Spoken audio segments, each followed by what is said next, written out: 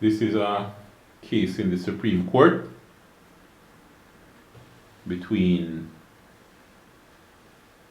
Fiona Kedisha Alfred, the claimant. She brought the case forward, and her then separated husband, Mario Raphael Alfred, the defendant.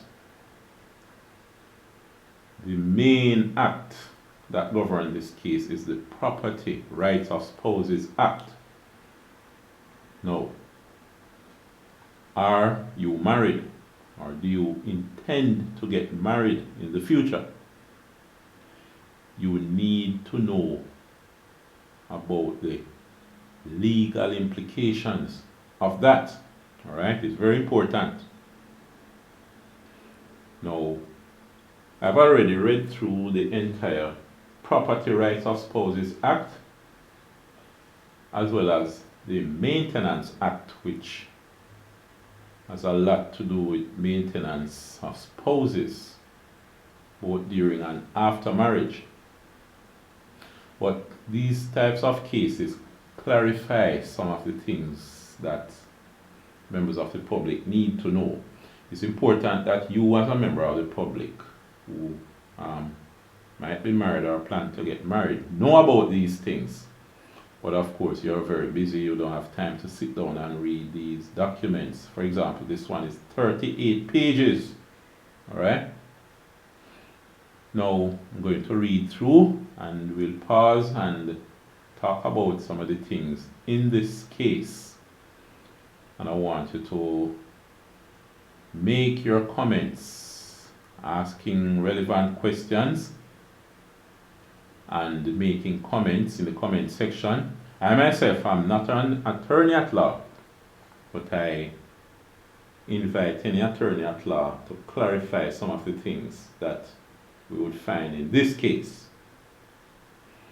Now, in the description of this video below, where you see more and then you click on it, you will see the link to this document. You will also see a link to a video which I made. You can consider those as the laws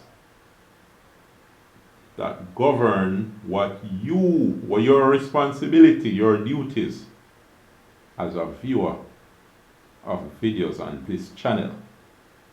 All right. But anyway, let's start reading this case.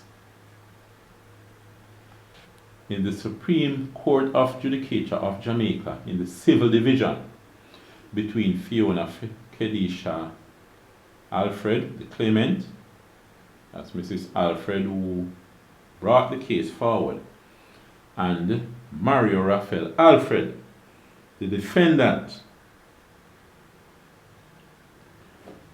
In chambers are Mrs. Damina Franklin and Mrs.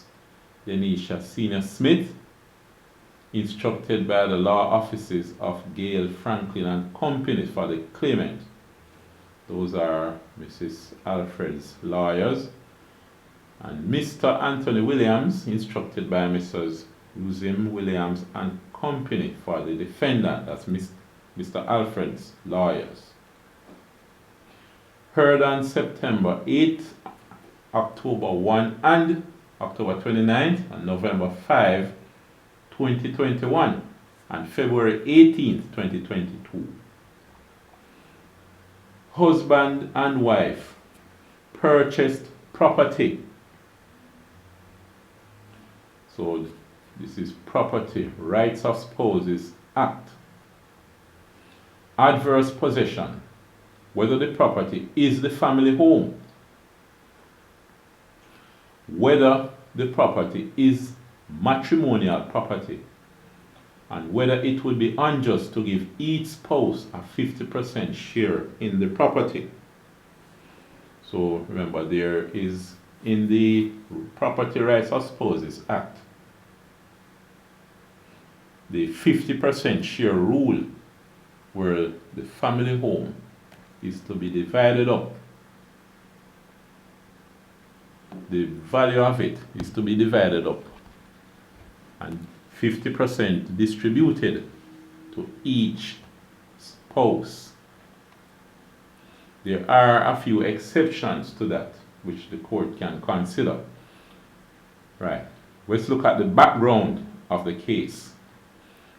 It is an application for division of property under the Property Rights of Spouses Act, located at Exchange Lot 907, Bogue Village, Phase 3, PO Box 7072, Reading, Montego Bay, in the parish of St. James, the Bogue. This is referred to as the Bogue property in Bogue, St. James. It was filed by Mrs. Fiona Kedisha Alfred, the claimant, against Mr. Mario Raphael Alfred, the defendant.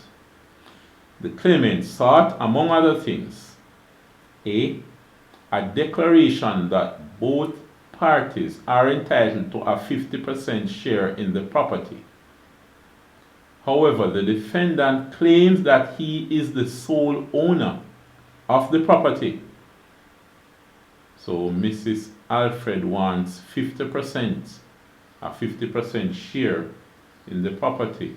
Or Mr. Alfred says that he is the only owner of the property, by virtue of adverse possession and in accordance with the limitations of Actions Act, the LAA.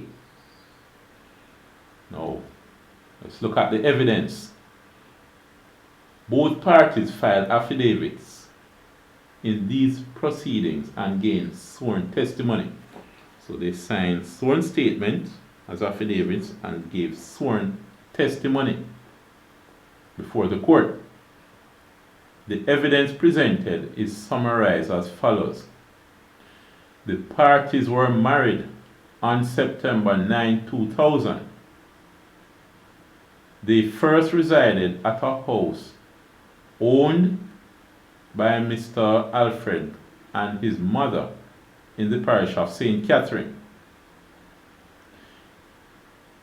Mr. Alfred worked with Sandals International and lived on the hotel compound as part of his contractual arrangement.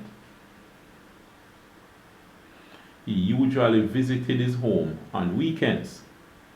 The claimant, that's Mrs. Alfred, subsequently got transferred to work in the parish of St. James and moved there with their 2 infant children. The defendant, Mr. Alfred, thereafter lived with his family at Westgate Hills, St. James.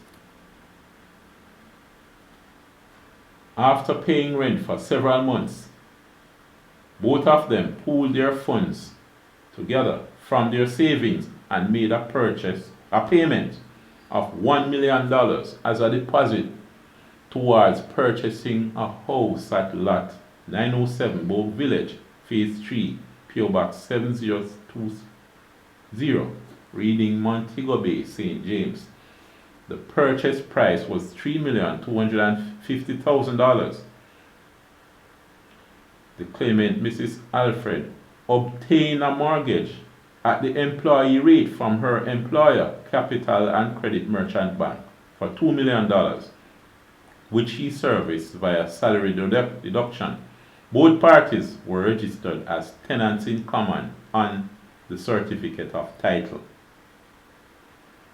When the property was purchased, it was a 1-story residence with 2 bedrooms, a bathroom, a living room, and a kitchen. They both pooled their funds for the expansion of the house, and the defendant claimed that he obtained a loan from his mother to assist with the development of the premises. With the pooled funds, they improved the property to a 2-story dwelling house consisting of 4 bedrooms, 3.5 bathrooms, a kitchen, living, dining, and family room. Okay. After substantial completion of the premises, the family moved in with their 2 children in February 2006. They lived together until 2007 when Mrs. Alfred migrated to the United States of America to take a job at Chase Manhattan Bank. The 2 children later joined their mother in 2008, the following year. The defendant, Mr. Alfred, would frequently travel to visit and spend time with them. During that period, Mrs. Alfred was filing a petition for Mr. Alfred to become a resident in the USA so that he could live with the rest of the family. Mr. Alfred finally left Jamaica in December 2009, but regularly returned until he obtained a full-time job in the USA in March 2013. 9, 10, 11, 12, 13. It's 4 years later. Maybe he was doing part-time jobs there before. Alright. Or was being supported by Mrs. Alfred. No, it didn't say. While Mrs. Alfred worked at Capital and Credit Bank, the loan was at the employee rate. However, within 3 months of her resignation, it was converted to the customer commercial rate. Her last 3 salaries and monies owed to her from the Capital and Credit Merchant Bank were used to service the loan for that period. Thereafter, the defendant took over, that's Mr. Alfred, took over repayment of the loan. He later obtained a more favorable loan from the Bank of Nova Scotia and transferred the loan from Capital and Credit Merchant Bank. The defendant stated that for over 3 years he bore sole responsibility for the repayment of the mortgage until it was ultimately discharged. Okay, so they paid off everything. They paid off the mortgage. The claimant, Mrs. Alfred, insists that the property was purchased and lived in as the family home. She refuted Mr. Alfred's allegations and declared that she never abandoned her family property or financial obligation. So Mr. Alfred says that Mrs. Alfred had abandoned the home, but Mrs. Alfred said no, she didn't.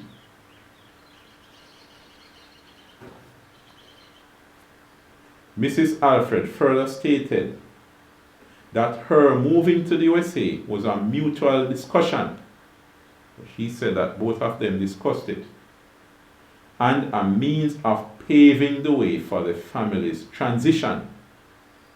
She asserted that to seek residency for Mr. Alfred, the Immigration Department would require proof that she had sufficient funds to maintain a family of 4 when they arrived in the USA. She exhibited tax returns as proof of her filing to support this assertion. She explained that she was never forced to seek residency in the USA for Mr. Alfred, or she would have stopped the process and moved on with her life. So he's saying that if Mr. Alfred was forcing her to seek residency, then she would not move on with the process. She would move on with her life after that. She said she sponsored both Mr. Alfred and her mother-in-law. Okay.